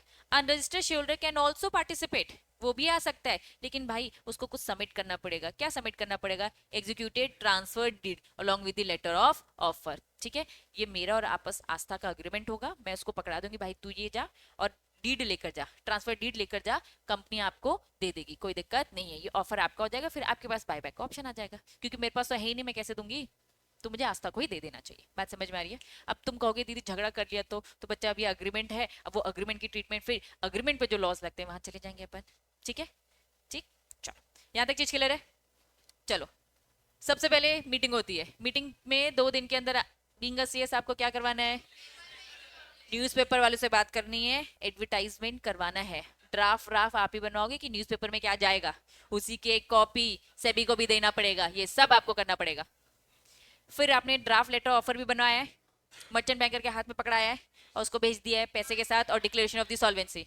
अब डायरेक्टर को तो पता नहीं डिक्लेरेशन ऑफ सॉल्वेंसी क्या है, आप पूरा ड्राफ्ट करोगे, डायरेक्टर को बोलोगे बस साइन कर दे भाई, मैं करवा दूंगा, मर्चेंट बैंकर को पकड़ा दिया, मर्चेंट बैंकर चला गया, क्लियर है। पक्का? फिर क्या हुआ, सेबी ने कमेंट का टाइम लिया, ठीक ठीक करने को बोला, 7 दिन, चाहे तो बढ़ा सकता है। रिकॉर्ड डेट एक फाइनल होती है, और रिकॉर्ड डेट फाइनल होने के बाद सबके पास डिस्पैच हो जाते लेटर ऑफ ऑफर। पूछो। हाँ, मर्चेंट बैंकर पूरा मैनेजमेंट देखता है सारी चीजों का, कंपलसरी है। मर्चेंट बैंकर के अंदर भी सीएस होते हैं। मर्चेंट बैंकर एक कंपनी है, मर्चेंट बैंकर एक बैंक है, उसके अंदर भी सीएस है और यहाँ भी सीएस है। दोनों सीएस आपस में कोऑर्डिनेट करते रहते हैं। प्रैक्टिकली क्या होता है, सारे लॉज सीएस को ही पता है कंपनी के, तो वो ये सारी चीजें कर कर देगा। लेकिन मर्चेंट बैंकर तो बहुत सालों से इस पे काम कर रहा है, ठीक है? तो पूरी सारी चीजें डिसाइडेड होती, क्या क्या कहाँ कहाँ कैसे कैसे करना है, ठीक है? नहीं नहीं, नहीं मर्चेंट बैंकर की रिस्पॉन्सिबिलिटी है, मर्चेंट बैंकर लॉ बोलता है, सीएस का नाम लिखा नहीं है, ये मैंने प्रैक्टिकली बोला है। डायरेक्टर, कंपनी करवा रही है ना मर्चेंट बैंकर के थ्रू, तो कंपनी में कौन है? डायरेक्टर। डायरेक्टर को क्या लॉ पता, कौन कर रहा है इन शॉर्ट? सीएस। डायरेक्टर ने सीएस इसी दिन के लिए रखा है, तो अब सीएस और मर्चेंट बैंकर क्या करे बच्चा? कोऑर्डिनेट करते हैं। लेकिन रिस्पॉन्सिबिलिटी मेन किसकी है? Merchant banker. अगर कल को दिखेगा कि भैया ड्राफ्ट में सेबी ने कमेंट करके बोला था ये पॉइंट हटा दो, और वो नहीं हटा, तो किसका कॉलर पकड़ा जाएगा? मर्चेंट बैंकर का, क्योंकि रिस्पॉन्सिबिलिटी जिसकी है उसका पकड़ा जाएगा, ठीक है? लेकिन प्रैक्टिकली मैंने आपको बताया ये सारा काम सीएस करके देता है, लेकिन हाँ मर्चेंट बैंकर की रिस्पॉन्सिबिलिटी है, उसी के सर पे सारी चीजें आने वाली है। बात समझ में आ गया क्या? पक्का? बढ़ू आगे, चलो। हाँ चलो, तो रिकॉर्ड डेट फाइनल हुआ, घर पे भेज दिया, कितने दिन के अंदर भेज दिया, डिस्पैच कर दिया? 5 दिन के अंदर। चाहे तो इलेक्ट्रॉनिक मोड भी कर सकते हैं, जो एलिजिबल है, नहीं मिला तो पहुंच जाए, मिल जाएगा। अनरजिस्टर्ड है, सबूत के साथ, डीड के साथ पहुंच जाए, मिल जाएगा। एस्क्रो अकाउंट एक नया अकाउंट है, समझो, आया था लेकिन याद नहीं होगा। एस्क्रो अकाउंट एक भरोसे वाला अकाउंट होता है, ये समझ लो। जनता के सामने ट्रस्ट बिल्ड करने के लिए एक अकाउंट बनाया जाता है, दैट वाज एस्क्रो अकाउंट, ठीक है? बाय बाय करने आई हूँ, मेरी कंपनी आप लोग से शेयर्स लेना चाहती है, और मैं कह रही हूँ भैया मेरे पास बहुत पैसा है, सबूत क्या है? एस्क्रो अकाउंट में पैसे रखो पहले। सेबी ने बोला हम आपको बाय बाय करने नहीं देंगे। हो सकता है आप क्या करोगे, इनके सर्टिफिकेट ले लोगे और बोलोगे मैं कल देता हूँ पैसे, परसों देता हूँ, नरसों देता हूँ, और मैं दूंगी नहीं। सर्टिफिकेट ले लिया और पैसे लटका दिए। तो सेबी बोलती है हमें भरोसा नहीं है, जो कंपनी बाय बाय करेगी वो एस्क्रो अकाउंट में पहले ही पैसे डाल देगी। ओपन करो एक एस्क्रो अकाउंट, ओपन करो एक escrow account. The company should, क्या लिखा है? ऑन और बिफोर ओपनिंग दी ऑफर, आपका ऑफर चालू होने से पहले, अभी ऑफर चालू हुआ नहीं है, अभी घर पे तो अभी डिस्पैच हुआ है, विंडो ओपन नहीं हुई है ऑफर एक्सेप्ट करने की। बात समझ में आ रही है? एक विंडो ओपन की जाएगी, मैंने आपके घर पे लेटर पहुंचा दिया, अब मैंने कहा कि इतनी तारीख से इतनी तारीख तक विंडो ओपन रहेगी, जो जो इंटरेस्टेड है, ऑनलाइन है ना, जो जो इंटरेस्टेड है वो ऑनलाइन ये एप्लीकेशन मुझे भेजो। मैंने टेंडर ऑफर आपके पास पहुंचा दिया था, उसे भरकर मुझे सेंड करो। बात समझ में आ रही है? ये ऑनलाइन चल रहा है। लेकिन इससे पहले आप इस ऑफर को एक्सेप्ट करो, तुम्हारे शेयर्स मेरे पास आएंगे, तुम्हारे जो शेयर्स होंगे वो आप एप्लीकेशन दोगे और साथ में अटैच करोगे अपने शेयर्स, और ये मेरी कंपनी के पास आएंगे। लेकिन ये सब होने से पहले हम क्या चाहते हैं? कंपनी, सेबी ने बोला कंपनी को, कंपनी तुम एस्क्रो अकाउंट में पैसे डाल दो। कब डाल दो? उसी दिन डाल दो जिस दिन क्या हो रहा है, ऑफर अकाउंट क्या हो रहा है, ओपन हो रहा है, या फिर उससे पहले। डिपॉजिट इन दी, कहा? Escrow account, the following sum of money, कितना पैसा डालना है, कितना पैसा डालना है? आपका बायबैक कितने का है पहले ये पूछा जा रहा है। अगर आपका बायबैक जितने का है, जिसमें कंसिडरेशन आपका पैसा कितना लग रहा है, 100 करोड़, तो एस्क्रो अकाउंट में कितना डाल दो? 25% डाल दो। 100 करोड़ का 25% मतलब 25 करोड़ एस्क्रो अकाउंट में डाल दो, सेबी को भरोसा आ जाएगा। अब आप बायबैक की प्रोसेस चालू करो। अगर आपका कंसिडरेशन क्या है, 100 करोड़ से ज्यादा का है, तो इन्होंने क्या बोल दिया? 25% तो पहले डाल दो, बाकी का बैलेंस 10%। चलो देखते हैं कैसे। मैं कह रही हूँ 400 करोड़ है, 400 करोड़ का मैं बायबैक लेना चाहती हूँ, तो चलो बाइफरगेट करते। पहला बाइफरगेट मैंने क्या किया, रुको बताइए। चलो 400 करोड़ है मेरा बायबैक, 400 करोड़ का 100 करोड़ अलग किया और 300 करोड़ अलग। 100 करोड़ का कितना? 25% डालो और बाकी का 10% ही डालो, दोनों का मिलाओ और एस्क्रो अकाउंट में डाल दो। कब डालना है? On before. आज ओपनिंग चालू होने वाली है तो आज ही वाले दिन आ जाना चाहिए, नहीं तो हम विंडो क्लोज कर देंगे, ठीक है, या इससे पहले। भाई कंपनी को safer side being a CS आप क्या सजेस्ट करोगे, उसी आखिरी वाले दिन करना, पहले कर लो भाई। कंपनी कहीं झूठ तो नहीं बोल रही कि हाँ हाँ रखा रखा है, सीएस को भी लटका के बैठी है, तो तुमको तो भाई ध्यान रखना है। हाँ, सब पता ही होगा, लेकिन कहीं तुमसे भी तो नहीं धोखेबाजी हो रही, छुपाने को तो कुछ भी छुपाया जा सकता है।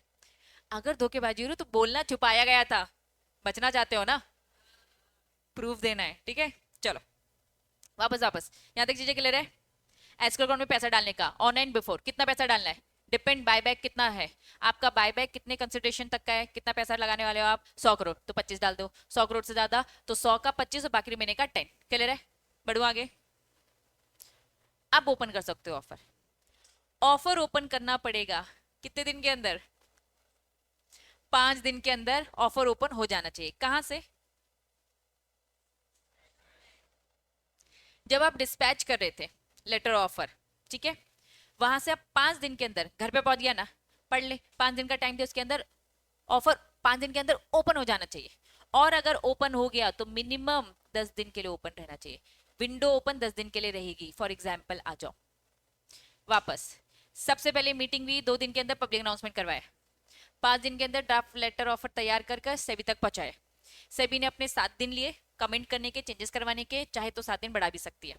फिर रिकॉर्ड डेट देखकर हमने डिस्पैच कर दिया, लेकिन डिस्पैच 5 दिन के अंदर हो चाहिए फॉर्म दी, जब भी सेबी ने कमेंट दिया 5 दिन के अंदर पक्का। नेक्स्ट क्या था, एस्क्रो अकाउंट ओपन करना है ना, एस्क्रो अकाउंट, वो फिर इसके अंदर की डिटेलिंग। हमने क्या किया, एस्क्रो अकाउंट ओपन किया, ऑफर ओपन होने से पहले इन्होंने कहा कि जब आपने डिस्पैच किया था ना, वहां से 5 दिन के अंदर ओपन हो जाना चाहिए। मैंने डिस्पैच किया आज, मैंने डिस्पैच किया आज, डेट बताओ आज की क्या है, 29, 29 फरवरी को मैंने डिस्पैच कर दिया, 5 दिन के अंदर अंदर ओपन हो जाना चाहिए, मतलब 29, 1 2 3 4, ठीक है, 5, कोई भी दिन 5 दिन के अंदर अंदर ओपन हो जाना चाहिए। और अगर ओपन हो गया, समझ रहे हो, मैं कह रही हूं, मैंने 3 तारीख को किया, 5 दिन के अंदर अंदर ओपन हो जाना चाहिए, मैंने 3 तारीख को ओपन कर दिया, जब मैंने 3 तारीख को ओपन कर दिया तो 10 दिन तक ओपन होना चाहिए, मतलब कब, मतलब समझ रहे हो, 3 4 5 से डेट चालू हो जाएगी, बात समझ में आ रही है। 5 तारीख तक फिर वेट नहीं करना है, उन्होंने कहा 5 दिन का समय है, जल्दी से जल्दी विंडो ओपन कर दो। जिस दिन किया वहां से अब एक पैच में 10 दिन तक तो आपको ओपन करके रखना पड़ेगा। अभी 10 दिन के अंदर आप लोग सोच रहे हो कि यार ये बायबैक ऑफर एक्सेप्ट करेगी नहीं करे, आप उसमें डिस्कशन कर रहे हो तुम लोग, ये 10 दिन तक विंडो ओपन रहेगी, ठीक है, यहाँ तक चीजें क्लियर है। हाँ, minimum offer period, the offer of the remain open, ये पूरा 100% 10 ही दिन है, ठीक है, मिनिमम ऑफर पीरियड 10 दिन तक तो ओपन करना पड़ेगा आपको, मिनिमम है, ठीक है। हाँ, opening of the special bank account, अभी एक एस्क्रो अकाउंट पड़ा था, क्या था एस्क्रो अकाउंट, कंपनी पे भरोसा नहीं है कि वो पैसे है कि नहीं है, तो वो एस्क्रो अकाउंट में पहले ही रख दे और फिर ओपन ऑफर लेके आए, ओपन ऑफर 5 दिन के अंदर लेके आ जाए, और लेकर आएगी तो प्लीज विंडो ओपन होनी चाहिए आपकी 10 दिन तक तो होनी चाहिए, ठीक है। अब इन्होंने कहा कि एक स्पेशल अकाउंट खुलेगा, एस्क्रो अकाउंट में पूरा 100% पैसा था क्या, नहीं था, 25% था, और ज्यादा था तो 10% भी और आ गया था, पूरा तो डालना पड़ेगा ना। अब पूरा तो डालना पड़ेगा, इन्होंने ये लिखा है immediately after closing the offer, ये 10 दिन की विंडो खत्म, सारे ऑफर आ गए, तो जब भी क्लोज हुआ offer, after closing of the offer, total consideration together with the money जो एस्क्रो अकाउंट में रखा था वो पैसा, और जो रिमेनिंग बचता है, मान लो मेरा 100 करोड़ का है, 25 में पहले दे चुकी थी, रिमेनिंग कितना बचता है, रिमेनिंग कितना बचता है 75% के साथ, और वो 25 दोनों मिला के पूरा 100 करोड़ किस में आ जाना चाहिए, स्पेशल बैंक अकाउंट ओपन करो, उसमें पूरा 100% आना चाहिए, क्योंकि अब पेमेंट करना है, अब पेमेंट करना है। पेमेंट कैसे करेंगे, हो सकता है किसी नालायक ने फेक ऑफर दे दिया हो, वेरिफिकेशन होगा, वेरिफिकेशन करके पेमेंट करेंगे। The company shall complete the verification of the offer received and make the payment, कितने दिन के अंदर, 7 दिन के अंदर वेरिफिकेशन प्लस पेमेंट हो जाना चाहिए, कहां से, क्लोजर ऑफ द ऑफर, वो जो विंडो ओपन थी ना 10 दिन की, वहां से 7 दिन के अंदर वेरिफिकेशन करो और पेमेंट कर दो, समझ में आ रहा है, पक्का। फाइनली हो सकता है शेयर्स या तो फिजिकल फॉर्म में हो, बोला था ना फिजिकल भी हो सकते हैं, इलेक्ट्रॉनिकली, अगर इलेक्ट्रॉनिकली है तो डिपॉजिटरी पार्टिसिपेंट इलेक्ट्रॉनिकली फॉर्म में जाएगा, और अगर फिजिकल है तो फिजिकली से डिस्ट्रॉय कर दिया जाएगा। द कंपनी शैल एक्सटिंग्विश और फिजिकली डिस्ट्रॉय सिक्योरिटी सर्टिफिकेट को जो उसने बाय बैक किया इन द प्रेजेंस, वो किसके सामने? Registrar to issue. कौन है ये registrar to issue? Very good, company का था रजिस्ट्रार टू इशू, ठीक है, उस इश्यूअर के प्रेजेंस में। और लिखा है वो नहीं तो आपकी कंपनी का मर्चेंट बैंक है, दोनों में से कोई एक, या तो आपकी कंपनी का रजिस्ट्रार टू इशू या तो मर्चेंट बैंक, दोनों में से कोई एक। एंड ये क्या लिखा है? स्टैट्यूटरी बोले तो सीए की सीएस? स्टैट्यूटरी में कौन आएगा? Only CA. स्टैट्यूटरी लिखा है, सेक्रेटेरियल थोड़ी ना लिखा है। सीएस होता है सेक्रेटेरियल। ऑडिटर है ना, प्रैक्टिसिंग ही होगा। तो ये सीए प्रैक्टिसिंग वाला जो स्टैट्यूटरी ऑडिटर है, आप प्रैक्टिसिंग सीए नहीं लिखोगे, आप भी स्टैट्यूटरी ऑडिटर ही लिखोगे अगर चाहते हो पूरे में से पूरे नंबर लाना। स्टैट्यूटरी ऑडिटर तो रहेगा उसकी प्रेजेंस में, और प्लस कौन होगा? या तो मर्चेंट बैंकर या तो रजिस्टर्ड यूनिट, दोनों में से कोई एक। इन दोनों की प्रेजेंस में 15 दिन के अंदर the date of the acceptance of the share, जिस दिन शेयर वो विंडो में 10 दिन में जो एक्सेप्ट हो गए थे, वहां से 15 दिन के अंदर फिजिकल शेयर को डिस्ट्रॉय कर देना। अगर इलेक्ट्रॉनिक हुआ तो इलेक्ट्रॉनिक के रूल्स रेगुलेशंस अलग से। पहले बताओ इतना समझ में आया? एक बार फटाफट सबसे पहली बात, आपने करी मीटिंग, बोलो हाँ। होमवर्क है, तुम्हें खुद से चार्ट बनाना है, अभी मैं आपके सामने इसको रिवाइज करा रही हूँ, ठीक है? ये आपका होमवर्क है, मुझे स्टिकी नोट्स में दिखना चाहिए। पहला, सबसे पहले होती है आपकी बोर्ड रेजोल्यूशन या फिर स्पेशल रेजोल्यूशन। यहां से कितने दिन के अंदर? 2 दिन के अंदर, 2 वर्किंग डेज, WD लिखना, ठीक है? 2 वर्किंग डेज के अंदर आपने क्या किया? पब्लिक अनाउंसमेंट किया। पब्लिक अनाउंसमेंट हो गया, यहां से 5 वर्किंग डेज के अंदर क्या करना है? Draft offer document, insolvency, fees किसको देना है? सेबी को दे देना है। यहां से 7 दिन के अंदर वो सेबी अपनी कमेंट देगा, चाहे तो 7 दिन से बढ़ा भी सकता है, हम मान के चल रहे नहीं बढ़ाया, ठीक है? अब क्या होना था? यहां से 5 दिन के अंदर डिस्पैच, चेंजेस वेंजेस सब करके डिस्पैच कर दो, किसको? शेयर होल्डर्स को ऑफर, है ना? रिकॉर्ड डेट फाइनल हो चुकी होगी, उसकी एक्चुअल में डेट नहीं है ना, इसीलिए, ठीक है? अब 5 दिन के बाद डिस्पैच होगी, इसके बाद क्या करना है? एस्क्रो अकाउंट खोलना है। एस्क्रो अकाउंट कब खोलना है? जिस दिन ओपन करोगे या उससे पहले, लेकिन कोई डेट तो बोली नहीं है, तो मतलब डिस्पैच के बाद 5 दिन के अंदर क्या हो जाना चाहिए? एस्क्रो अकाउंट तो ओपन हो जाना चाहिए। रुको, एस्क्रो अकाउंट के बाद वाला पॉइंट बताओ क्या था? 5 दिन के अंदर ओपन हो जाना चाहिए। 5 वर्किंग डेज के अंदर क्या हो जाना चाहिए? ओपन हो जाना चाहिए। अब जो ये ओपन है ना, रुको, ये जो ओपन है ना, या तो इसी दिन या इससे पहले एस्क्रो अकाउंट में पैसे डाल दो। तो पहले से डलवा के रखो ना, कोई लिमिट थोड़ी ना है, पहले से एस्क्रो अकाउंट में पैसे डलवा के रखो, आज नहीं तो कल करना ही है। तो 5 दिन के अंदर आपका अकाउंट, सॉरी, आपका ऑफर ओपन हो जाना चाहिए, मतलब विंडो में आ जाना चाहिए। अब जब भी आएगा वहां से कितने दिन के अंदर विंडो ओपन हो जानी चाहिए, रहनी चाहिए, ओपन ही रहेगी। कितने? 10 वर्किंग डेज, ठीक है? फिर क्या था? कुछ तो था यार, और क्या था?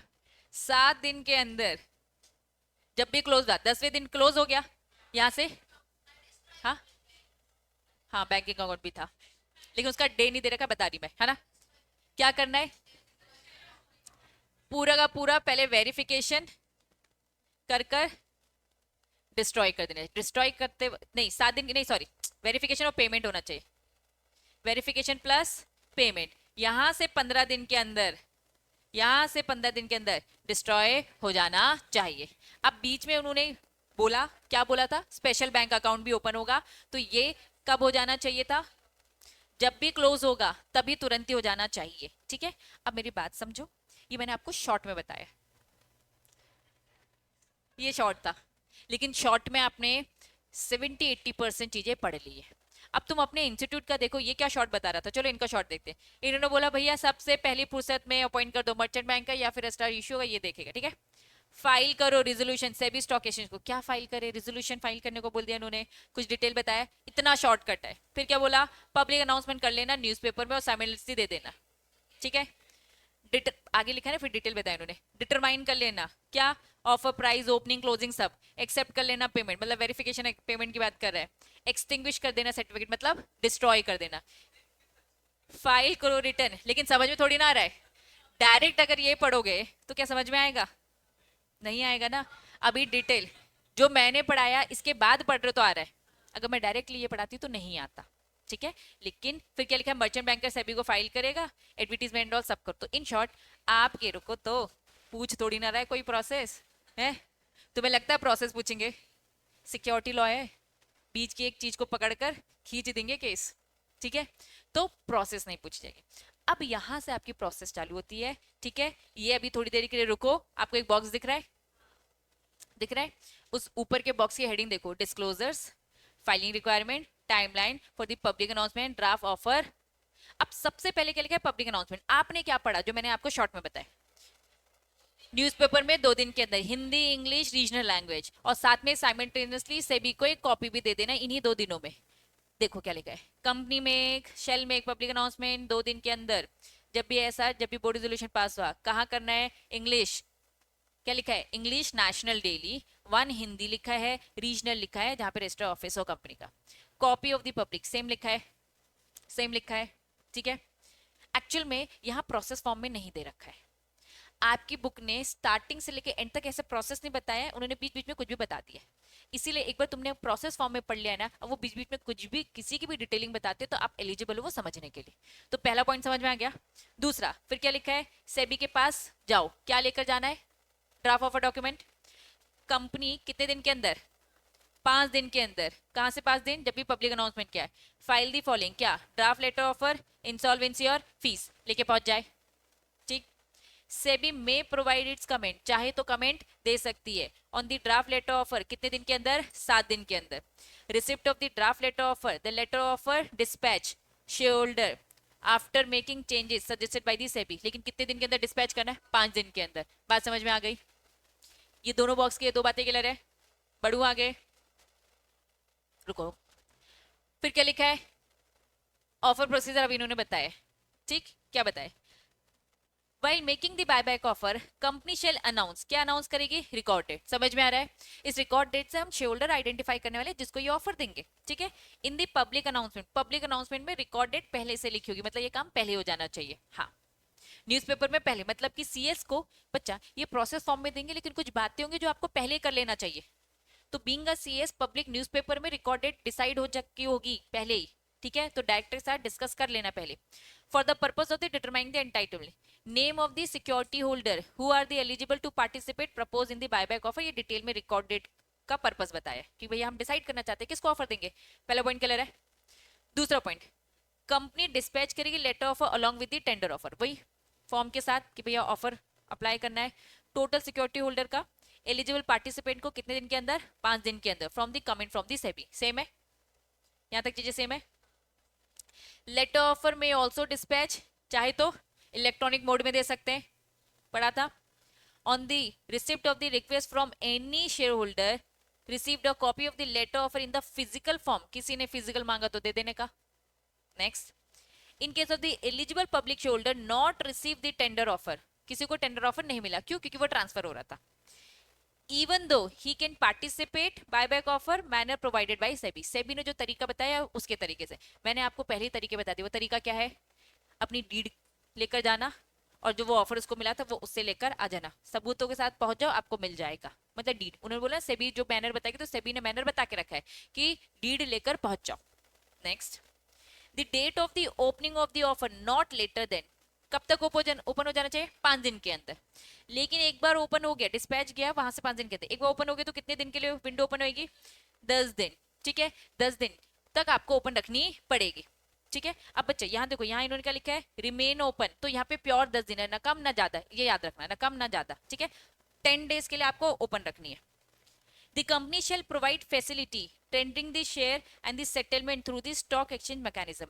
ये प्लेटफॉर्म, ये कह रहे हैं ऑनलाइन प्लेटफॉर्म आपको प्रोवाइड करिए।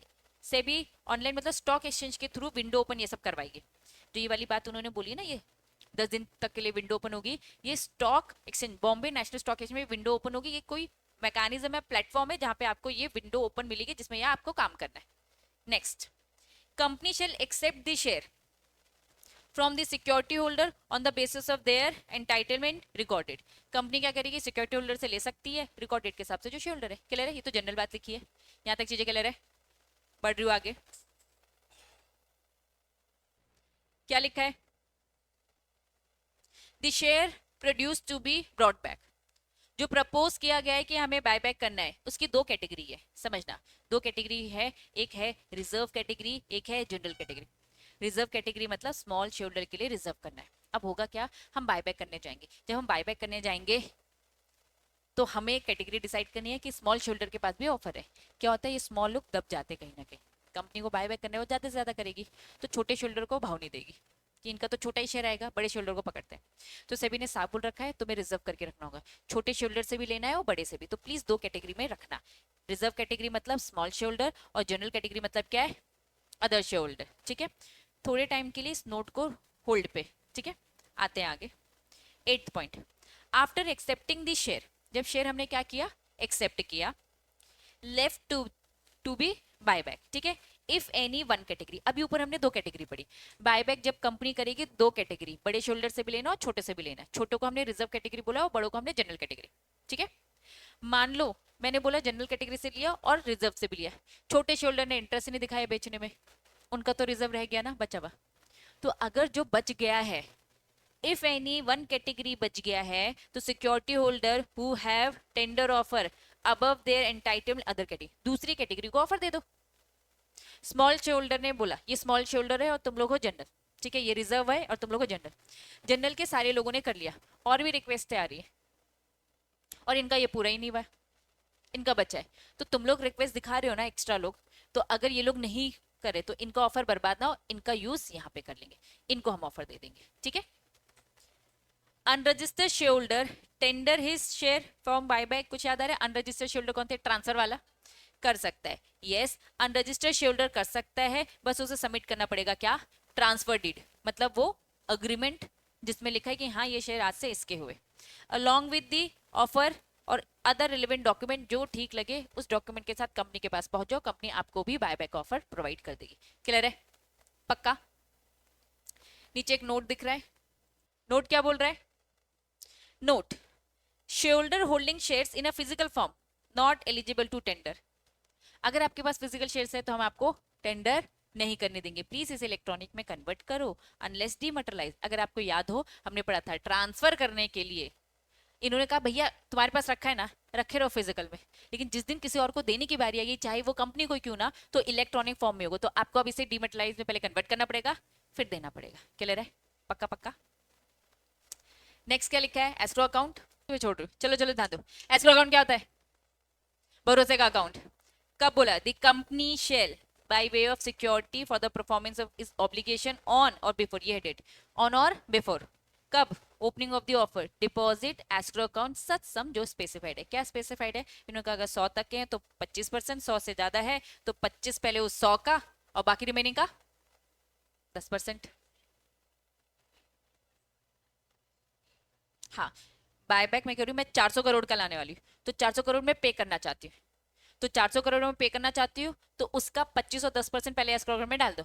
अब लोग हर कोई जरूरत हो ना आए ये लेकर, हो सकता है इतने आए ही ना, हो सकता है इतने ऑफर कोई एक्सेप्ट ही ना करे, लेकिन मैं पहले 100 का 25 करोड़ तो रख दूंगी। ठीक है, जितना तुम पे करना चाहते हो उस हिसाब से आप डाल दो। क्लियर है, चलो ये है इंपॉर्टेंट जो नीचे दिख रहा है। Escrow account refer to the above shall be consist, escrow account में क्या डालोगे, कैश, पहला पॉइंट।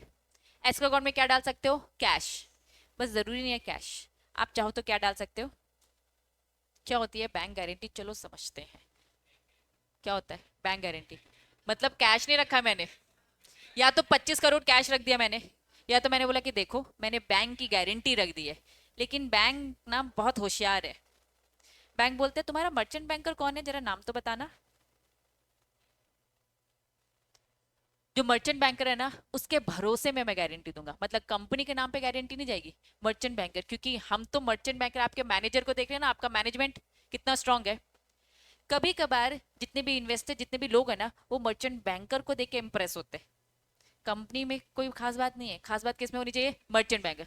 तो बैंक गारंटी किसके नाम की दी जाएगी, मर्चेंट बैंकर के नाम पे, तो भैया स्ट्रॉन्ग मर्चेंट बैंकर रखना पड़ता है, ठीक है, पक्का।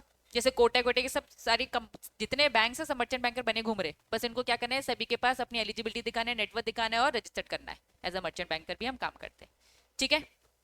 तो बैंक गारंटी किसके नाम पे देगी, मर्चेंट बैंकर। और क्या लिखा है, क्या कर रहे हो इस अकाउंट में, इस अकाउंट में या तो पैसा रखो, इस अकाउंट में या तो बैंक की गारंटी रखो, ठीक है, या फिर क्या रखो, securities with the appropriate margin with the merchant banker. इन्होंने कहा कि प्लीज आपके पास अगर कुछ सिक्योरिटीज हैं इनको भी आप गिरवी रख सकते हो, लेकिन कंडीशन हमारी ये है ना, ऐसी सिक्योरिटीज रखना जो मार्केट में कुछ वैल्यू रखती हो। लल्लू से सिक्योरिटी रख दी है ना दिखाने के लिए, तो क्या काम चलेगा, नहीं। तो जब सिक्योरिटी के टर्म्स एंड कंडीशन पढ़ोगे तो उसमें ये लिखा है भाई थोड़ी मार्केट में ट्रेड होने वाली अच्छी वैल्यू वाली सिक्योरिटी आप रख सकते हो, deposit of the acceptable securities. और लास्ट में क्या लिखा है, कॉम्बिनेशन ऑफ दी अबव। पूरा डिटेल में नहीं पढ़ा रही हूँ, बस इतने में ही छोड़ रही हूँ, पहले शॉर्ट में समझो। एस्क्रो अकाउंट क्या है, एक भरोसे वाला अकाउंट। इस अकाउंट में क्या रखना है, 100 करोड़ कंसिडरेशन दे रहे हो तो उसका 25, उससे ज्यादा दे रहे हो तो 25 तो रखना, प्लस 10% वॉट एवर जो भी रिमेनिंग है, ठीक। एस्क्रो अकाउंट में क्या रखना है, बस कैश ही रखना है, नहीं, कैश भी, बैंक गारंटी भी, सिक्योरिटी डिपॉजिट भी, और सबका कॉम्बिनेशन, थोड़ा पैसा भी रख लिया, थोड़ी बैंक गारंटी भी रख दी, थोड़ा थोड़ा करके। अभी इसकी डिटेलिंग नहीं पढ़ाई है, डिटेलिंग में जाएंगे, साफ साफ बोला भैया कुछ तो पैसा रखवाएंगे, बिना पैसे हम आपको काम करने नहीं देंगे। आज की सभा समाप्त, कल यहीं से कंटिन्यू करेंगे।